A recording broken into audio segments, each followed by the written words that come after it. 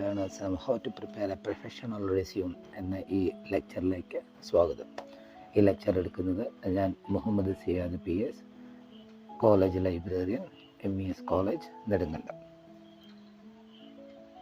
ഈ ഒരു ലെക്ചർ കേട്ടതിന് ശേഷം നമുക്ക് എന്താണൊരു ബയോഡാറ്റ, എന്താണൊരു CV, എന്താണൊരു റെസ്യൂം, ഇതിനെക്കുറിച്ചൊരു അടിസ്ഥാനപരമായ ധാരണ ലഭിക്കും.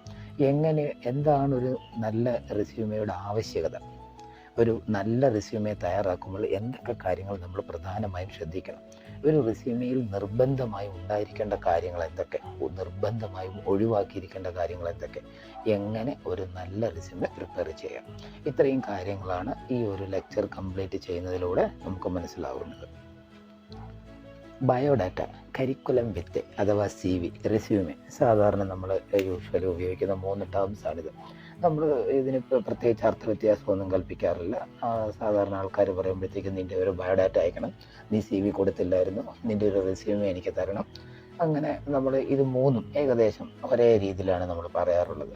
ഈ ടേം നമ്മൾ ഉപയോഗിക്കുമ്പോഴത്തേക്കും നമ്മുടെ മനസ്സിലേക്ക് വരുന്നത് നമ്മുടെ വ്യക്തിപരമായ വിവരങ്ങൾ, നമ്മുടെ എഡ്യൂക്കേഷൻ ക്വാളിഫിക്കേഷൻ, നമ്മുടെ അത്തരം ഒരു ഡാറ്റ പ്രിപ്പയർ ചെയ്യുന്നതിനെ കുറിച്ചാണ് നമ്മളിത് സംസാരിക്കുമ്പോഴത്തേക്ക് നമ്മുടെ മനസ്സിലേക്ക് വരും. എന്നാൽ ഇത് 3 ലിറ്ററലി സെയിം അല്ല. ഇത് തമ്മിൽ ഒരു അടിസ്ഥാനപരമായ വ്യത്യാസമുണ്ട്. അത് 3നും 3 ഉദ്ദേശങ്ങളും 3 ലക്ഷ്യങ്ങളും 3 ആവശ്യങ്ങളുമാണുള്ളത്. അത് റെസ്യൂമെയാണ് നമ്മൾ കൂടുതലായി ഈ ലെക്ചറിൽ ഫോക്കസ് ചെയ്യുന്നത്. എന്നാലും മറ്റ് 2 എണ്ണത്തിനെ കുറിച്ച് ഒരു അടിസ്ഥാന ധാരണ ഉണ്ടായിരിക്കുന്നതിന് വേണ്ടി അതെന്താണെന്ന് പറയാം. ഇത് 3 സെയിം ആണോ? അല്ല, ഇത് 3 സെയിം അല്ല. അപ്പോഴെന്താണ് ഒരു ബയോഡാറ്റ? ഒരു ബയോഡാറ്റയെക്കുറിച്ച് നമ്മൾ മനസ്സിലാക്കിയിരിക്കേണ്ട ഒരു കാര്യം എന്ന് പറഞ്ഞാൽ ബയോഗ്രാഫിക്കൽ ഡാറ്റയാണ്. അതായത് തീർത്തും വ്യക്തിപരമായ കാര്യങ്ങൾ, എൻ്റെ ഉയരം, എൻ്റെ നിറം, എൻ്റെ നെഞ്ചളവ്, നെഞ്ച് വികസിപ്പിക്കുമ്പോഴെത്ര, അല്ലാത്തപ്പോഴെത്ര, എൻ്റെ ഹെൽത്ത് കണ്ടീഷൻ, ഞാൻ എന്തെങ്കിലും മെഡിസിൻ എടുക്കുന്നുണ്ടോ, ഞാൻ വിവാഹിതനാണോ വിവാഹിതയാണോ, എനിക്കെത്ര കുട്ടികളുണ്ട്, അവരെന്ത് ചെയ്യുന്നു, ഭാര്യ എന്ത് ചെയ്യുന്നു, ഇങ്ങനെ തീർത്തും വ്യക്തിപരമായ കാര്യങ്ങൾ, നമ്മുടെ മാതാപിതാക്കൾ, ഇത്തരം നമ്മുടെ കുടുംബ പശ്ചാത്തലം, നമ്മുടെ ഫാമിലി ബാക്ക്ഗ്രൗണ്ട്, ഇതിനെക്കുറിച്ചെല്ലാം ഉൾക്കൊള്ളുന്ന ഒരു വിവരമാണ് ബയോഡാറ്റ. സാധാരണഗതിയിൽ ബയോഡാറ്റ നമുക്ക് ആവശ്യം വരുന്നത് സർക്കാർ ജോലികൾക്കും മാരേജ് ആവശ്യങ്ങൾക്കുമാണ്, വിവാഹ ആവശ്യങ്ങൾക്കും. ഇത് സർക്കാർ ജോലിക്കൊക്കെ പോകുമ്പോൾ നമുക്ക് ഇത്തരം ഓരോ ജോലിയുമായി ബന്ധപ്പെട്ട് നമുക്ക് ഇത്തരം ഒരു ബയോഡാറ്റ ആവശ്യം വരും. ഇനി എന്താണ് കരിക്കുലം വിത്ത് അഥവാ CV? കരിക്കുലം വിത്ത് അഥവാ CV എന്ന് പറഞ്ഞാൽ ഇപ്പോൾ 24 വയസ്സുള്ള 25 വയസ്സുള്ള ഒരാൾ, ഒരു ഫ്രഷർ, ആദ്യമായി ജോലിക്ക് അപേക്ഷിക്കണം, അല്ലെങ്കിൽ അയാൾ ഒരു ജോലിക്ക് അപേക്ഷിക്കണം. ഒരു ജോലിക്ക് അപേക്ഷിക്കുമ്പോൾ ഒരു ഇൻസ്റ്റിറ്റ്യൂഷൻ, ഒരു ഓർഗനൈസേഷൻ, ഒരു വ്യക്തിക്ക് കൊടുക്കുമ്പോഴത്തേക്കും നമ്മളുടെ അന്നേ വരെയുള്ള അക്കാദമിക ലൈഫിൽ നമ്മൾ നേടിയിട്ടുള്ള മുഴുവൻ അക്കാദമിക് അച്ചീവ്മെൻറ്റുകളും, അക്കാദമിക്സുകളും, നമ്മുടെ ഡിഗ്രി, നമ്മൾ നേടിയ നേട്ടങ്ങൾ, നമ്മളുടെ പ്രധാന അച്ചീവ്മെൻറ്റുകൾ, ഇതെല്ലാം ഉൾപ്പെടുന്ന ഒരു ഡീറ്റെയിൽഡ് റിപ്പോർട്ടാണ് കരിക്കുലം വിത്തെ എന്ന് പറയുന്നത്. അതായത് അതൊരു ലാറ്റിൻ വാക്കാണ്. കോഴ്സ് ഓഫ് വൺസ് ലൈഫ്, ഒരാളുടെ ലൈഫിൽ അയാൾ നേടിയ മുഴുവൻ അക്കാഡമിക് അച്ചീവ്മെൻറ്റുകളും ക്രോണോളജിക്കലി ഓർഡർ ചെയ്യുന്നതാണ് കരിക്കുലം വിത്തെ. അപ്പോൾ ബയോഡാറ്റ എന്ന് പറഞ്ഞാൽ വ്യക്തിപരമായ കാര്യങ്ങൾക്ക് പ്രാധാന്യമുള്ളതാണ് ബയോഡാറ്റ. CV എന്ന് പറഞ്ഞാൽ നമ്മുടെ അക്കാഡമിക് അച്ചീവ്മെൻറ്റ്സിന് ഇമ്പോർട്ടൻസ് കൊടുക്കുന്നതാണ് CV. അപ്പോൾ എന്താണ് ഒരു റെസ്യൂമെ? ഒരു റെസ്യൂമെയെക്കുറിച്ച് നമ്മൾ ഏറ്റവും ബേസിക്കായിട്ട് മനസ്സിലാക്കിയിരിക്കേണ്ട വസ്തുത എന്താണെന്ന് വെച്ചാൽ, ഇപ്പോൾ ഫോർ എക്സാമ്പിൾ ഞാൻ കോളേജിലെ ലൈബ്രറിയൻ ഒരു വേക്കൻസി വരും. ആ ലൈബ്രറിയൻ വേക്കൻസിയിലേക്ക് ഞാൻ അപ്ലൈ ചെയ്യാൻ പോവുകയാണ്. ഇല്ല, സാധാരണ പ്രൈവറ്റ് കമ്പനികൾക്കാണ് റെസ്യൂമെ കൂടുതൽ ആവശ്യം വരിക, ഗവൺമെൻറ് ജോലികൾക്കല്ല. ഞാൻ എക്സാമ്പിളിന് വേണ്ടി ഇത് പറഞ്ഞതേ ഉള്ളൂ. ഇപ്പം ഒരു ലൈബ്രറിയൻ വേക്കൻസിയിലേക്ക് ഞാൻ കൊടുക്കുന്നു. അതിൻ്റെ അടിസ്ഥാന യോഗ്യത എന്ന് പറയുന്നത് master of community library science നെറ്റുമാണ്. പക്ഷേ ഞാൻ പറയുന്നു, ഞാനൊരു റെസ്യൂമെ തയ്യാറാക്കുമ്പോഴത്തേക്കും ഇപ്പം കുറേയധികം ഉദ്യോഗാർത്ഥികൾ ആ പോസ്റ്റിലേക്ക് വരും. അപ്പം ഞാൻ റെസ്യൂമെ തയ്യാറാക്കുമ്പോൾ ഞാൻ പറയുന്നത് എന്താണെന്ന് വെച്ചാൽ, എനിക്ക് ഡിജിറ്റൽ മാർക്കറ്റിങ്ങിനെ കുറിച്ച് അറിയാം, എനിക്ക് കമ്പ്യൂട്ടർ നന്നാക്കാൻ അറിയാം, എനിക്ക് കമ്പ്യൂട്ടർ നെറ്റ്വർക്കിംഗ് അറിയാം, എനിക്ക് പുസ്തകങ്ങൾ പൊടി പിടിക്കാതെ സൂക്ഷിക്കേണ്ടത് എങ്ങനെയാണെന്ന് അറിയാം, എനിക്ക് ഷെൽഫ് മെയിൻറ്റെയിൻ ചെയ്യാൻ അറിയാം, എനിക്ക് നെറ്റ്വർക്കിംഗ് ചെയ്യാൻ അറിയാം, എനിക്ക് MS ഓഫീസ് നല്ല സ്കില്ലുണ്ട്, എനിക്ക് ഓഫീസ് അഡ്മിനിസ്ട്രേഷൻ നല്ല സ്കില്ലുണ്ട്, എനിക്ക് ഹ്യൂമൻ റിസോഴ്സ് മാനേജ്മെൻറ്റ് അറിയാം, ഞാൻ HR മാനേജറായിട്ട് ഇരുന്നിട്ടുണ്ട്. അങ്ങനെ ആ ഒരു ജോലിക്ക് അഭിലഷണീയമായി വേണ്ട കാര്യങ്ങൾ കൂടി നമ്മൾ പറയും. അടിസ്ഥാന യോഗ്യതകൾ മാത്രമല്ല, ആ ഒരു സ്പെസിഫിക് ജോലി ചെയ്യുന്നതിന് എന്തൊക്കെ അഡീഷണൽ ക്വാളിഫിക്കേഷൻ വേണോ ആ ക്വാളിഫിക്കേഷൻസും കൂടി എനിക്ക് വേണം എന്ന് ഞാൻ പറയും. അപ്പോൾ അത് ഞാൻ എൻ്റെ ജോബ് സീക്കർ എംപ്ലോയറെ ഞാൻ ഇമ്പ്രസ് ചെയ്യുകയാണ്, ഞാൻ ഡിമാൻഡ് ചെയ്യുകയാണ്, ഞാൻ എന്നെ തന്നെ കസ്റ്റമൈസ് ചെയ്ത് പറയുകയാണ്. ഞാൻ കുറച്ചുകൂടി ഡീറ്റെയിൽ ആയിട്ട് പറയാം. അതായത് നമ്മൾ റെസ്യൂമെ ഫോക്കസ് ചെയ്യുന്നത് ഒരു പർട്ടിക്കുലർ ജോലിക്ക്, ആ കമ്പനി ആവശ്യപ്പെടുന്ന ഒരു പർട്ടിക്കുലർ ജോബ് റോള് ചെയ്യാൻ ഏറ്റവും പ്രാപ്തനായ വ്യക്തി ഞാനാണെന്ന് ഞാൻ സ്വയം ഡിമാൻഡ് ചെയ്യുകയാണ്. അതായത് റെസ്യൂമെ എന്ന് പറയുന്ന ഒരു ഡിമാൻഡ് ലെറ്ററാണ്. ഞാൻ എന്നെ തന്നെ മാർക്കറ്റ് ചെയ്യുകയാണ്, ഞാൻ എന്നെ തന്നെ അഡ്വർടൈസ് ചെയ്യുകയാണ്. എൻ്റെ ആ ഒരു പർട്ടിക്കുലർ ജോലിക്ക് വേണ്ട സ്കില്ലുകളെല്ലാം കൂടി ഹൈലൈറ്റ് ചെയ്തിട്ട് അതിന് വിസിബിലിറ്റി കൂടത്തക്ക വിധം ആ ഒരു പർട്ടിക്കുലർ ജോലിക്ക് വേണ്ട സ്കില്ലുകൾ എനിക്കുണ്ടെന്ന് സ്ഥാപിച്ചെടുക്കലാണ് ഒരു റെസ്യൂമിലൂടെ ഞാൻ ചെയ്തത്. അപ്പോൾ ആ സ്കിൽസ് പെട്ടെന്ന് ഐഡൻറ്റിഫൈ ചെയ്യാൻ പറ്റുന്ന രീതിയിൽ ഞാൻ അതിനെ ഒന്ന് ഓർഗനൈസ് ചെയ്ത് വെക്കുന്ന ഒരു ഡാറ്റാ സെറ്റാണ് റെസ്യൂമെ. നമ്മളിതൊന്ന് സമ്മറൈസ് ചെയ്യുകയാണെങ്കിൽ, ബയോഡാറ്റ എന്ന് പറയുന്നത് പേഴ്സണൽ വ്യക്തിപരമായ കാര്യങ്ങൾ ഊന്നൽ നൽകുന്നത്, കരിക്കുലം വിറ്റ എന്ന് പറയുന്ന ഒരു വ്യക്തിയുടെ ജീവിതത്തിൽ ഉണ്ടായിട്ടിരിക്കുന്ന മുഴുവൻ അച്ചീവ്മെൻറ്റുകളും, അക്കാഡമിക് അച്ചീവ്മെൻറ്റുകളും പേഴ്സണൽ അച്ചീവ്മെൻറ്റുകളും എല്ലാം കൂടെ ക്രോണോളജിക്കലി ലിസ്റ്റ് ചെയ്തേക്കുന്ന ഒന്നാണ് CV എന്ന് പറയുന്നത്. എന്നാൽ റെസ്യൂമെ എന്ന് പറയുന്നത് ഒരു പ്രത്യേക കമ്പനിയിലേക്ക് ഒരു പ്രത്യേക ജോലിക്ക് വേണ്ടി എനിക്കിപ്പോൾ ആകെ 10 കഴിവുകളുണ്ടെന്ന് വെക്കുക. ഈ ഒരു പർട്ടിക്കുലർ ജോബിന് എൻ്റെ ഒരു 8 സ്കിൽസാണ് വേണ്ടത്, അല്ലെ എൻ്റെ ആകെ സ്കില്ലുകളിൽ 5 സ്കില്ലാണ് ഈ പർട്ടിക്കുലർ ജോബിന് വേണ്ടി വേണ്ടത്. അങ്ങനെയാണെങ്കിൽ ആ 5 സ്കില്ല് അവർക്ക് പെട്ടെന്ന് എംപ്ലോയർക്ക് പെട്ടെന്ന് കാണാൻ പറ്റുന്ന രീതിയിൽ, പെട്ടെന്ന് ഐഡൻറ്റിഫൈ ചെയ്യാൻ പറ്റുന്ന രീതിയിൽ ഈ 5 സ്കില്ലുകളെ ഹൈലൈറ്റ് ചെയ്തുകൊണ്ട് അതിന് വിസിബിലിറ്റി കൂട്ടത്തക്ക വിധത്തിൽ ഞാൻ എൻ്റെ കഴിവുകളിൽ നിന്നും കസ്റ്റമൈസ് ചെയ്തെടുക്കുകയാണ്. ഞാൻ കസ്റ്റമൈസ് ചെയ്ത് എൻ്റെ കഴിവുകളിൽ നിന്നും കുറച്ചെണ്ണത്തെ കസ്റ്റമൈസ് ചെയ്ത് ഈ ഒരു ജോലിക്ക് ഞാൻ ഫിറ്റാണെന്ന് എടുത്ത് പ്രൊജക്റ്റ് ചെയ്ത് എന്നെ തന്നെ ഞാൻ മാർക്കറ്റ് ചെയ്യുക, എന്നെ തന്നെ ഞാൻ അഡ്വർടൈസ് ചെയ്യുക. എന്നിട്ട് ഞാൻ പറയുകയാണ്, നിങ്ങളുടെ ഈ ജോലിക്ക് എന്തുകൊണ്ട് യോഗ്യൻ ഞാനാണെന്ന് ഇൻഡയറക്റ്റായിട്ട് ഡിമാൻഡ് ചെയ്യുക. ഇതാണ് റെസ്യൂമെ. അപ്പോൾ അതിൻ്റെ ഈ 3 ഒരു അടിസ്ഥാന വ്യത്യാസം എന്താണെന്ന് നിങ്ങൾക്ക് മനസ്സിലായി കാണുമെന്നുള്ള പ്രതീക്ഷയോടുകൂടി നമ്മൾ അടുത്ത സ്ലൈഡിലേക്ക് പോവുകയാണ്. ഒരു റെസ്യൂമെ പ്രിപ്പയർ ചെയ്യുമ്പോൾ നമ്മൾ ശ്രദ്ധിക്കേണ്ട ചില അടിസ്ഥാന കാര്യങ്ങളുണ്ട്. അതിൽ ഒന്നാമത്തേത്, ഇത് നമ്മുടെ സ്കില്ലുകളുടെ ഒരു സമ്മറിയാണ്, നമ്മുടെ അനുഭവ പരിചയങ്ങളുടെ ഒരു സമ്മറിയാണ്, നമ്മളുടെ ക്രെഡൻഷ്യൽസ്, എൻ്റെ ക്രെഡിബിലിറ്റി, എൻ്റെ സ്വീകാര്യത വർദ്ധിപ്പിക്കലാണ്. പക്ഷേ ഞാൻ നേരത്തെ പറഞ്ഞ കാര്യങ്ങൾ മനസ്സിൽ വെക്കണം. നമ്മുടെ എല്ലാ കഴിവുകളും ഇവിടെ പറയേണ്ടതില്ല, നമ്മുടെ എല്ലാ സ്കില്ലുകളും പറയേണ്ടതില്ല, നമ്മളുടെ എല്ലാ ക്രെഡൻഷ്യൽസും ഇവിടെ പറയേണ്ടതില്ല. ഈ ഒരു പർട്ടിക്കുലർ ജോബിന് എന്തൊക്കെ വേണോ അതിനെ ഹൈലൈറ്റ് ചെയ്ത് പറഞ്ഞാൽ മതി. രണ്ടാമതായിട്ട്, നമ്മൾ ഒരു പർട്ടിക്കുലർ ഫീൽഡിനെ ടാർഗറ്റ് ചെയ്യുമ്പോൾ ആ പർട്ടിക്കുലർ ആയിട്ടുള്ള കാര്യങ്ങൾ തന്നെ പറയുക. അടുത്തത്, ഈ ഒരു റെസ്യൂമയുടെ ഒരു സോൾ പർപ്പസ് എന്ന് പറയുന്നത് ആ ഒരു റെസ്യൂമെ അതിന് മാത്രമേ ഉപയോഗിക്കാൻ കഴിയുള്ളൂ. കാരണം നമ്മളിപ്പം അതേസമയം ബയോഡാറ്റയും കരിക്കുലം വിദ്യ അങ്ങനെയല്ല. നമ്മൾ ഒരിക്കൽ പ്രിപ്പയർ ചെയ്ത് കഴിഞ്ഞാൽ നമുക്ക് വീണ്ടും അത് ഉപയോഗിക്കാം, ഡേറ്റ് മാറ്റുകയും ആഡ് ചെയ്യുകയും അപ്ഡേറ്റ് ചെയ്യുകയും ചെയ്താൽ മതി. പക്ഷേ റെസ്യൂമെ നമുക്ക് വീണ്ടും ഉപയോഗിക്കാൻ കഴിയില്ല. എന്തുകൊണ്ടായിരിക്കും? ഒരു റെസ്യൂമെ കസ്റ്റമൈസ്ഡ് പീസാണ്. നമ്മളൊരു കമ്പനിയിലെ ആ കമ്പനിയുടെ പ്രോഡക്റ്റ്, അവരുടെ സർവീസ്, അവരുടെ പ്രവർത്തന രീതി, അവരുടെ വിഷൻ, അവരുടെ മിഷൻ, ഇതെല്ലാം മനസ്സിലാക്കിയിട്ട് ആ കമ്പനിയുടെ എയിമും അവരുടെ പ്രവർത്തന രീതിയും അവരുടെ ആവശ്യവും ഒക്കെ മനസ്സിലാക്കിയതിന് ശേഷം നമ്മളെ തന്നെ ആ ഒരു പർട്ടിക്കുലർ ജോബിന് വേണ്ടി നമ്മുടെ സ്കില്ലുകൾ കസ്റ്റമൈസ് ചെയ്ത് പറയലാണ് റെസ്യൂമെ. അതുകൊണ്ട് തന്നെ റെസ്യൂമെ നമുക്ക് ഒരെണ്ണം പ്രിപ്പയർ ചെയ്ത് കഴിഞ്ഞാൽ അത് തന്നെ എല്ലായിടത്തേക്കും അയക്കാൻ കഴിയില്ല. അത് നമ്മൾ ആ ഒരു പർട്ടിക്കുലർ ആവശ്യത്തിന് വേണ്ടി മാത്രം ചെയ്തതായതുകൊണ്ട് അത് അങ്ങോട്ട് മാത്രമേ അയക്കാൻ കഴിയുള്ളൂ. പിന്നെ ഇതുമായിട്ട് ബന്ധപ്പെട്ട് നമ്മൾ അടുത്തതായിട്ട് മനസ്സിലാക്കേണ്ട ഒരു കാര്യം എന്ന് പറയുന്നത്, വലിയ കമ്പനികളിലൊക്കെ റെസ്യൂമയുടെ കീ പോയിന്റ്സ് പ്രിപ്പയർ ചെയ്യുന്നത് ATS എന്ന സംവിധാനത്തിലൂടെയാണ്. അതായത് ആപ്ലിക്കൻ്റ് ട്രാക്കിംഗ് സിസ്റ്റം ഉപയോഗിച്ചിട്ടാണ് നമ്മളിത് ചെയ്യുന്നത്. അപ്പോൾ അങ്ങനെ ചെയ്യുമ്പോഴത്തേക്കും നമ്മൾ ശ്രദ്ധിക്കേണ്ട ഒരു കാര്യം എന്ന് ചോദിച്ചാൽ, ആ അഡ്വർടൈസ്മെൻറ്റിൽ അവരുപയോഗിച്ചേക്കുന്ന കീവേഡുകൾ, ആ കീവേഡുകൾ തന്നെ നമ്മുടെ റെസ്യൂമയിൽ ഉപയോഗിക്കണം. ഫോർ എക്സാമ്പിൾ, ഞാനിപ്പോൾ പറഞ്ഞതുപോലെ ഇപ്പം ലൈബ്രറിയൻ്റെ ക്വാളിഫിക്കേഷൻ ചോദിക്കുമ്പോഴത്തേക്കും ഒരു പ്രത്യേക കീവേഡുകൾ ഉപയോഗിക്കുകയാണെന്ന് വെച്ചു. MS ഓഫീസിൽ സ്കില്ലുണ്ടായിരിക്കണം, MLIs ഉണ്ടായിരിക്കണം, UGC നെറ്റ് ഉണ്ടായിരിക്കണം എന്നൊക്കെ പറഞ്ഞാൽ നമ്മൾ നമ്മുടെ റെസ്യൂമയിൽ അതേ വാക്കുകൾ തന്നെ ഉപയോഗിക്കണം. MLIs എന്നാണ് പറഞ്ഞിട്ടുണ്ടെങ്കിൽ MLIs എന്ന് തന്നെ ഉപയോഗിക്കണം. UGC നെറ്റ് എന്നാണ് ചോദിച്ചേക്കുന്നതെങ്കിൽ UGC നെറ്റ് എന്ന് തന്നെ പറയണം.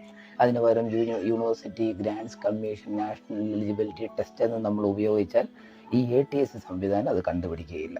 നമ്മൾ MLIs എന്ന് ചോദിച്ചിട്ടുണ്ടെങ്കിൽ MLIs എന്നുള്ള കീവേഡ് തന്നെ ഉപയോഗിക്കണം. Master of library and information science എന്ന് നിരത്തി എഴുതിയാൽ ചിലപ്പോൾ ആ ATS ട്രാക്കിംഗ് സിസ്റ്റം അത് ഐഡൻറ്റിഫൈ ചെയ്തുകൊള്ളണമെന്നില്ല. ഇപ്പം എന്താണോ അവർ റിക്വയർ ചെയ്യുന്ന സ്പെസിഫിക് സ്കില്ല് അതേ കീവേഡ് ഉപയോഗിച്ചുകൊണ്ട് വേണം നമ്മൾ അതേ ക്വാളിറ്റി ആ ക്വാളിഫിക്കേഷൻ നമുക്കുണ്ട് എന്ന് നമ്മൾ ആർഗ്യൂ ചെയ്യുന്നതിന് ആ സെയിം കീവേഡ് തന്നെ ഉപയോഗിക്കുക, വേറെ കീവേഡുകൾ ഉപയോഗിക്കരുത്. കീവേഡുകൾ ഉപയോഗിക്കുക എന്ന് പറയുന്നത് വളരെ ഇമ്പോർട്ടൻ്റ് ആണ്. അഡ്വർടൈസ്മെൻറ്റിൽ നമുക്ക് എന്തൊക്കെ ക്വാളിഫിക്കേഷൻ വേണം, എന്തൊക്കെ അറിവുകൾ വേണമെന്ന് അവർ ആവശ്യപ്പെട്ടിരിക്കുന്നു, കമ്പനി ചോദിച്ചിട്ടുണ്ടോ, അതേ കീവേഡ് ഉപയോഗിച്ചുകൊണ്ട് തന്നെ വേണം നമ്മളത് ക്ലെയിം ചെയ്യാൻ. മറ്റൊരു കീവേഡിലൂടെ അതിനെ ക്ലെയിം ചെയ്യരുത്. നമ്മുടെ റെസ്യൂമെ കണ്ടാൽ അതിൻ്റെ HR മാനേജർക്ക് മാറ്റിവെക്കാൻ തോന്നരുത്. നല്ലൊരു നോവൽ പോലെ, ഒരു കഥ പോലെ ഇമ്പ്രസീവ് ആയിരിക്കണം അത്. നമ്മുടെ റെസ്യൂമെ വളരെ ഇമ്പ്രസീവ് ആയിരിക്കണം. അത് കണ്ടാൽ ആ കമ്പനിയെക്കുറിച്ച് ഏറ്റവും നല്ല ധാരണയുള്ളൊരു വ്യക്തിയാണ് ഈ റെസ്യൂമെ അയച്ചിരിക്കുന്നതെന്ന് ആ എംപ്ലോയർക്ക് ഫീൽ ചെയ്യണം. ATS സംവിധാനത്തിലൂടെ അത് ചെയ്യുമ്പോഴത്തേക്ക് എങ്ങനെ എംപ്ലോയർക്ക് ഫീൽ ചെയ്യുമെന്ന് നമുക്ക് സ്വാഭാവികമായിട്ടും തോന്നാം. ആദ്യം ATS സംവിധാനത്തിലൂടെ ഒരു സോർട്ടിംഗ് ആണ് നടക്കുന്നത്. അവർ സോർട്ട് ചെയ്യുകയാണ്. ഏറ്റവും നല്ല 10 എടുക്കുകയാണെങ്കിൽ അവർ മാനുവലായിട്ട് തന്നെ ആയിരിക്കും ചെക്ക് ചെയ്യുക. ഇൻ്റർവ്യൂവിന് നമ്മളോട് ക്വസ്റ്റ്യൻസ് ചോദിക്കുന്നതിനോട് അവർ മാനുവലായിട്ട് ചെക്ക് ചെയ്യും. അപ്പോൾ എന്തൊക്കെ ചെക്ക് പോയിൻറ്റ്സ് നമ്മളൊരു റെസ്യൂമെ പ്രിപ്പയർ ചെയ്യുമ്പോൾ പ്രധാനമായും ശ്രദ്ധിക്കേണ്ട കാര്യങ്ങൾ: ഒന്ന്, അതിനൊരു ഹെഡർ ഉണ്ടാവുക. ഹെഡർ എന്ന് പറയുന്നത് നമ്മുടെ ഐഡൻറ്റിറ്റി, നമ്മുടെ കോൺടാക്റ്റ് ഡീറ്റെയിൽസ്, നമ്മുടെ ഫോട്ടോഗ്രാഫ്, നമ്മുടെ ഇമെയിൽ, നമ്മുടെ ഫോൺ നമ്പർ, നമ്മുടെ അഡ്രസ്സ്, ഇതെല്ലാമാണ് ഹെഡർ പാർട്ടിൽ വരിക. അടുത്ത ഒബ്ജക്റ്റീവ്, എന്തിനാണ് നമ്മളിത് കൊടുക്കുന്നത്?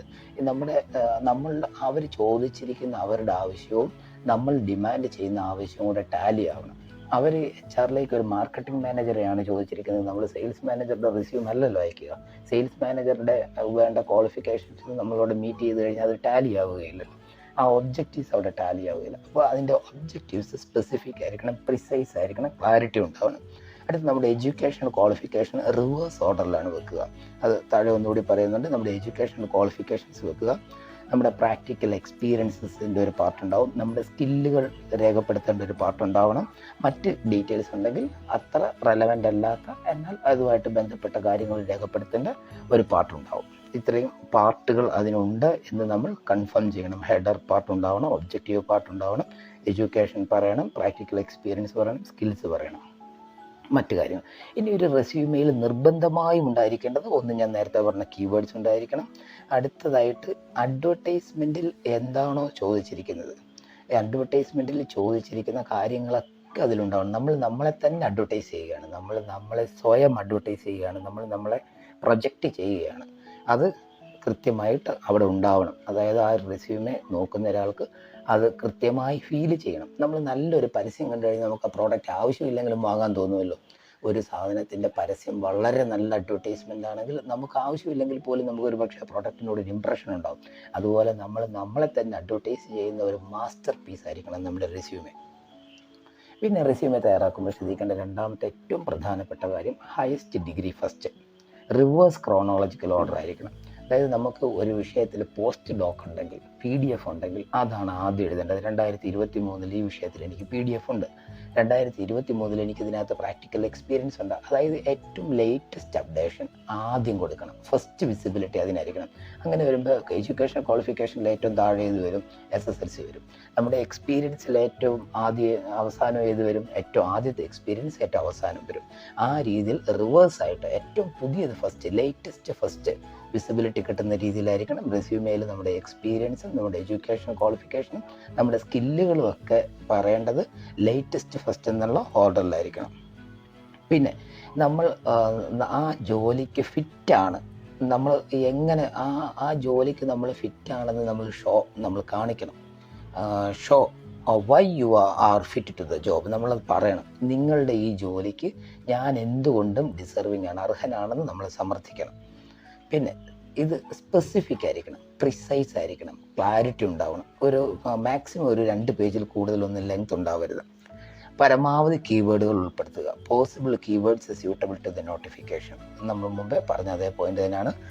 ആൻഡ് നമ്മൾ ചാടിക്കയറി ധൃതി വെച്ച് ഒരു ഹറിബറി ആയിട്ട് പ്രിപ്പയർ ചെയ്തിട്ട് ചാടിക്കയറി അയക്കരുത്. കാരണം നമ്മൾ ഈ ഒരു കമ്പനിക്ക് വേണ്ടി മാത്രം അയക്കുന്നതാണ്. അപ്പോൾ വീണ്ടും വീണ്ടും വായിച്ച് അത് നല്ല ഒരു മാസ്റ്റർ പീസ് വർക്കാണെന്ന് ഉറപ്പുവരുത്തിയതിന് ശേഷം അയക്കുക. ഇനി ഒരിക്കലും സംഭവിക്കാൻ പാടില്ലാത്തത്. സ്പെല്ലിംഗ് എറർ ഒരു കാരണവശാലും സംഭവിച്ചുകൂടാ. ഗ്രാമർ മിസ്റ്റേക്ക് ഒരു കാരണവശാലും ഉണ്ടാവരുത്. അത് ഫാൻസി ഫോണ്ടുകൾ, നമ്മൾ ഈ വലിയ ലൈറ്റ് ആൻഡ് സൗണ്ട് ഷോയ്ക്ക് പോസ്റ്റർ പ്രിപ്പയർ ചെയ്യുന്ന പോലെ ഒന്നും ചെയ്യേണ്ട കാര്യങ്ങളില്ല. ഓവർ കളറിങ് എല്ലാം കൂടെ വാരി നിറച്ച് വെക്കരുത്.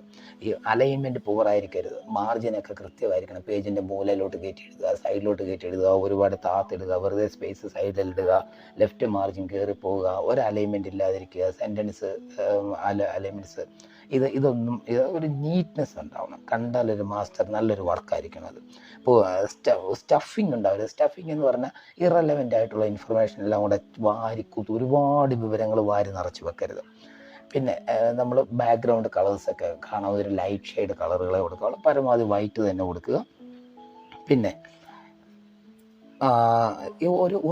ഒരു കമ്പനിക്ക് നമ്മൾ ഒരേ റെസ്യൂമേ തന്നെ പല കമ്പനികൾക്ക് അയക്കരുത്. സെയിം ഡോക്യുമെൻ്റ് തന്നെ എല്ലാ കമ്പനികൾക്കും.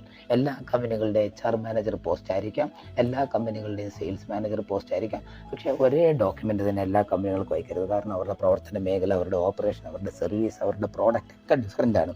അപ്പോൾ അതിനനുസരിച്ചുള്ള സ്പെസിഫിക് സ്കില്ലുകൾ നമുക്ക് അവിടെ പ്രൊജക്റ്റ് ചെയ്യേണ്ടി വരും. അതുകൊണ്ട് സെയിൽസ് മാനേജറുടെ പോസ്റ്റിലേക്ക് തന്നെയാണെങ്കിലും ഒരേ കമ്പനി 10 കമ്പനികൾ സെയിൽസ് മാനേജർ പോസ്റ്റ് വിളിച്ചിട്ടുണ്ടെങ്കിൽ ആ 10 കമ്പനികൾക്ക് ഒരേ റെസ്യൂമേ അയക്കരുത്. അവരുടെ പ്രവർത്തന മേഖലയും അവരുടെ പ്രോഡക്റ്റും അവരുടെ സർവീസും ഒക്കെ മനസ്സിലാക്കിയതിന് ശേഷം അവർക്ക് അവരുടെ ആവശ്യം മീറ്റ് ചെയ്യുന്ന തരത്തിലുള്ള സെയിൽസ് മാനേജറെ വെക്കണം. എക്സാമ്പിൾ പറയുകയാണ്, ഒരു പത്രത്തിൻ്റെ സെയിൽസ് മാനേജറും ഒരു ക്രിക്കറ്റ് ബാറ്റിൻ്റെ സെയിൽസ് മാനേജറും അവരുടെ 2 പേരുടെയും പ്രവർത്തന രീതി രണ്ടാണ്. അപ്പോൾ 2 പേർക്കും ഒരേ ക്വാളിഫിക്കേഷൻ വെച്ചുകൊണ്ട് നമ്മൾ അയക്കരുത്. നമ്മൾ അവർക്ക് ആപ്റ്റ് ചെയ്യുന്ന രീതിയിൽ മാത്രമേ അയക്കാൻ പാടുള്ളൂ. പിന്നെ വളരെ കെയർലെസ് ആയിട്ട് ഒരു കാരണവശാലും നോട്ടിഫിക്കേഷൻ വ്യക്തമായിട്ട് മനസ്സിലാക്കാതെ അയക്കരുത്. കാരണം ഇതിനൊരു കവറിംഗ് ലെറ്റർ നമ്മൾ വെക്കുന്നുണ്ട്. റെസ്യൂമേക്ക് ഒരു കവർ ലെറ്റർ മസ്റ്റാണ്. ഈ കവർ ലെറ്ററിൽ നമ്മൾ അവരുടെ അഡ്വർടൈസ്മെൻറ്റ് വന്ന തീയതി, അതിൻ്റെ നമ്പർ, കമ്പനിയുടെ പേര്, ആർക്കാണ് അഡ്രസ്സ് ചെയ്യേണ്ടത് എന്നീ കാര്യങ്ങളെല്ലാം വ്യക്തമായിട്ട് മനസ്സിലാക്കിയതിന് ശേഷം വേണം അത് പ്രിപ്പയർ ചെയ്യാൻ. വീണ്ടും ചെക്ക് ചെയ്ത് കൺഫേം ചെയ്തതിന് ശേഷമേ റെസ്യൂമേ അയക്കാൻ പാടുള്ളൂ. പിന്നെ ആർക്കാണ് ഒരു നല്ല റെസ്യൂമേ ആവശ്യം വരിക? ആർക്കും അവരുടെ ജീവിതത്തിൽ ഏത് സമയത്തും ഒരു നല്ല റെസ്യൂമേ ആവശ്യം വരും. ഒരു ഫ്രഷറിന് ആവശ്യം വരും, ഒരു എക്സ്പെർട്ടിന് ആവശ്യം വരും, ഒരു അഡ്വാൻസർക്ക് ആവശ്യം വരും, ഒരു പ്രൊഫഷണലി ജോലി ചെയ്യുന്ന ആൾക്ക് ആവശ്യം വരും, ഗവൺമെൻറ് ജോബ് ചെയ്യുന്ന ആൾക്ക് ആവശ്യം വരും. ഇപ്പോൾ ഫോർ എക്സാമ്പിൾ നമ്മളുടെ ഒരു അധ്യാപകൻ, നമ്മുടെ വളരെ എക്സ്പെർട്ടായിട്ടൊരു അധ്യാപകൻ അമേരിക്കയിലെ ഒരു യൂണിവേഴ്സിറ്റിയിലേക്ക് ഒരു ഇൻവൈറ്റഡ് ടോക്കിന് വിളിക്കുകയാണെങ്കിൽ അവർ അദ്ദേഹത്തിൻ്റെ ഒരു റെസ്യൂമേ ആവശ്യപ്പെടും. ആ റെസ്യൂമേ ചോദിക്കുന്ന എന്തിനാണ്? അവർക്ക് അയാളെ അവിടെ ഇൻട്രൊഡ്യൂസ് ചെയ്യുന്നതിന് വേണ്ടിയാണ്. അപ്പോൾ ആർക്കും എപ്പോഴും, ജോലിയുള്ളവർക്കും ജോലി ഇല്ലാത്തവർക്കും അല്ലാത്തവർക്കും ഒക്കെ ലൈഫിൽ എപ്പോഴും ആവശ്യം വരുന്ന ഒന്നാണ് റെസ്യൂമേ. അതുകൊണ്ട് റെസ്യൂമേ പ്രിപ്പയർ ചെയ്യാൻ അറിഞ്ഞിരിക്കുക, പഠിച്ചിരിക്കുക, നമ്മൾ സ്വയം ഉപയോഗിക്കുക, കൂട്ടുകാർക്ക് പറഞ്ഞു കൊടുക്കുക, കുടുംബത്തിലുള്ളവർക്ക് ആർക്കും എപ്പോൾ ആവശ്യം വന്നാലും ഒരു റെസ്യൂമേ ഇന്നതാണെന്ന് പറഞ്ഞു കൊടുക്കാൻ നമുക്കറിയാമായിരിക്കണം. പിന്നെ റെസ്യൂമേ പ്രിപ്പയർ ചെയ്യുന്നതിന് നമ്മളെ ഹെൽപ്പ് ചെയ്യുന്ന ഒന്നാണ് ഈ ചില വെബ്സൈറ്റുകൾ. ഇപ്പോൾ സെറ്റി, ഹൈറേഷൻ, ക്യാൻവ പോലുള്ള വെബ്സൈറ്റുകൾ നമ്മളെ നല്ല റെസ്യൂമേ, നല്ല ഇമ്പ്രസീവായിട്ടുള്ള ഏറ്റവും മോസ്റ്റ് മോഡേൺ ലുക്കിലുള്ള റെസ്യൂമേ തയ്യാറാക്കാൻ ഈ സൈറ്റുകൾ നമ്മളെ സഹായിക്കും. ഈ സൈറ്റുകളുടെ സഹായം എടുക്കുമ്പോൾ ശ്രദ്ധിക്കേണ്ട ഒരു കാര്യം, ആ സൈറ്റുകളിൽ ഭയങ്കര നല്ല ലാംഗ്വേജൊക്കെ ഉപയോഗിച്ച് അതായത് എനിക്ക് ഏറ്റവും നിങ്ങളുടെ ഇൻസ്റ്റിറ്റ്യൂഷനിൽ ജോയിൻ ചെയ്ത് എൻ്റെ കരിയർ ഡെവലപ്പ് ചെയ്യുക എന്നുള്ളതാണ് എൻ്റെ ഏറ്റവും വലിയ ലക്ഷ്യം, ഒരു നല്ല ഇൻസ്റ്റിറ്റ്യൂഷനുമായി ചേർന്ന് പ്രവർത്തിക്കുക എന്നുള്ളതാണ് എൻ്റെ ജീവിതാഭിലാഷം തുടങ്ങിയ ക്ലീഷേ ഡയലോഗുകൾ കാണും. അപ്പം അതൊക്കെ മാറ്റിയിട്ട് നമ്മൾ ഈ ഓൺലൈൻ സർവീസ് ഉപയോഗിക്കുമ്പോൾ തന്നെ നമ്മൾ നമ്മുടേതായ ഒരു കാഴ്ചപ്പാട് അവിടെ എഴുതി ചേർക്കാൻ ശ്രമിക്കുക. നമ്മൾ ആ ടെംപ്ലേറ്റാണ് ഉപയോഗിക്കേണ്ടത്, അവരുടെ വേർഡുകളല്ല. ഏറ്റവും മോസ്റ്റ് മോഡേൺ ടെംപ്ലേറ്റ് നമ്മൾ ഉപയോഗിക്കുക, അതിൻ്റെ ലുക്കും സ്റ്റൈലും ഒക്കെ നമ്മൾ ഉപയോഗിക്കുക. പക്ഷേ ആ വാചകങ്ങൾ എടുക്കരുത്. കാരണം ഒരുപാട് പേര് അതേ വാചകങ്ങൾ എടുത്താൽ ഈസി ആയിട്ട് അവർക്ക് അത് ഐഡൻറ്റിഫൈ ചെയ്യാൻ കഴിയും. നമ്മൾ വെറുതെ കോപ്പി ചെയ്തേക്കാണ്. ഫോർ എക്സാമ്പിൾ നമുക്കിപ്പോൾ ലാംഗ്വേജ് സ്കില്ല് അത്ര ഇല്ല, പക്ഷേ ആ ജോലിക്ക് ലാംഗ്വേജ് സ്കില്ല് ആവശ്യമില്ല. പക്ഷേ ലാംഗ്വേജ് സ്കില്ലെല്ലാം കൂടെ വലിച്ചു വാരി പ്രകടിപ്പിക്കുന്ന ഒരു ടെംപ്ലേറ്റിലാണ് നമ്മളത് എഴുതുന്നതെങ്കിൽ അവിടെ ഒരു അനുചിതമായി പോകും. അപ്പോൾ നമ്മൾ നമ്മുടെ ഭാഷയിൽ എഴുതാൻ ശ്രമിക്കുക, പക്ഷേ ഏറ്റവും മോസ്റ്റ് മോഡേൺ ടെംപ്ലേറ്റിന് വേണ്ടി നമ്മൾ ഓൺലൈൻ ടൂള് എടുക്കുക, അത് നോക്കുക. അപ്പോൾ നമ്മളിതൊന്ന് സമ്മറൈസ് ചെയ്യുകയാണെങ്കിൽ റെസ്യൂമേ എന്താണെന്നൊന്ന് സമ്മറൈസ് ചെയ്തൊന്ന് മനസ്സിലൊന്ന് ചിന്തിച്ച് നോക്കി. നമ്മൾ ഇതുവരെ പറഞ്ഞതെല്ലാം കൂടെ ചേർത്ത് റെസ്യൂമേ എന്തായിരിക്കണം? ഒരു റെസ്യൂമേ എന്ന് പറയുന്നത് നമ്മളൊരു പർട്ടിക്കുലർ കമ്പനിയിൽ ഒരു പർട്ടിക്കുലർ ജോബിന് വേണ്ടി നമ്മുടെ കഴിവുകളിൽ നിന്നും സെലക്ട് ചെയ്ത് കസ്റ്റമൈസ് ചെയ്ത് ചേർത്ത് അതിൻ്റെ വിസിബിലിറ്റി കൂട്ടിയിട്ട് ആ ഒരു പർട്ടിക്കുലർ ജോബിന് ഞാൻ എന്തുകൊണ്ടും യോഗ്യനാണ് എന്ന് ഇങ്ങനെ നമ്മൾ ഇൻഡയറക്റ്റ് ആയിട്ടൊന്ന് പറയലാണ് റെസ്യൂമേ. അപ്പോൾ റെസ്യൂമെ എന്താണ് എന്ന് എല്ലാവർക്കും ഒരു നല്ല ധാരണ കിട്ടിക്കാണും എന്നുള്ള വിശ്വാസത്തോടു കൂടി ഈ ലെക്ചർ ഇവിടെ അവസാനിപ്പിക്കുകയാണ്. Thank you.